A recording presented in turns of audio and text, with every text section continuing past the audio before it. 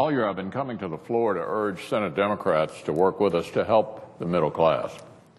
So far, they haven't seemed too serious about it. We saw that last week when they insisted on pushing legislation that could cost, not create, but cost up to 1 million jobs. 17,000 of those jobs that would be lost would be in Kentucky alone. Well, I'm hoping Senate Democrats are finally willing to turn the page.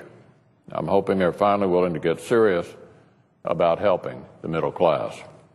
Because if they are, there's an energy debate that we should be having right here this week.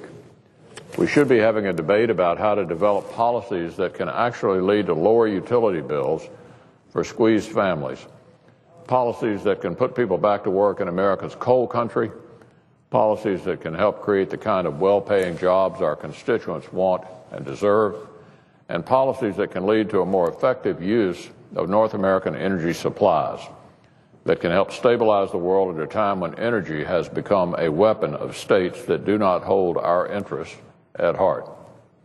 Middle-class Americans struggle every day just to make ends meet. For many, the rising cost of energy is a big, big part of that. The price of electricity has been rising over the last decade, jumping by double digits in many states, and that's even after adjusting for inflation. So it's unacceptable that it's been 7 years, Madam President, since we've had a real debate about energy jobs, energy independence, and energy security in the Democratic-led Senate. Republicans have a lot of good ideas about ways to help alleviate pressure on the middle class, and we have good ideas about how to create new opportunities through the use of our country's abundant energy supplies. I'm sure our Democratic friends have some good ideas too, and we'd all love to hear them. Because these days we haven't heard a lot of serious energy talk from our friends on the other side. We haven't heard many concrete Democratic proposals that would effectively alleviate the real concerns and anxieties and stresses that my constituents and theirs deal with on an everyday basis. That's what we'd like to hear from them this week, and that's what the American people deserve to hear.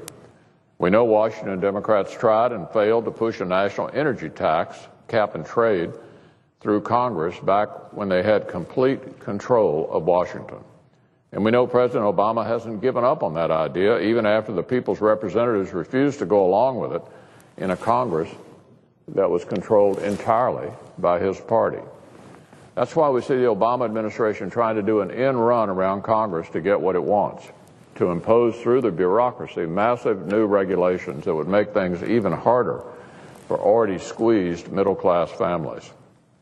So what Republicans are saying is this: our constituents deserve a voice in what Washington Democrats are planning to do up here, because they're the ones whose lives and livelihoods will be most affected by these decisions. And through legislation this very week, our constituents should be able to weigh in on these kinds of Democrat plans. For instance, my constituents in Kentucky should be able to weigh in on an EPA rule that would negatively impact existing and future coal plants. Kentuckians deserve a say on ongoing regulatory efforts to tie up mining permits and the red tape that's stifling the creation of good jobs in coal industry, in coal country. And the American people deserve a debate on how we can best tap our own extraordinary natural resources to achieve energy independence here at home, and how we can help our allies overseas through increased exports of American energy too.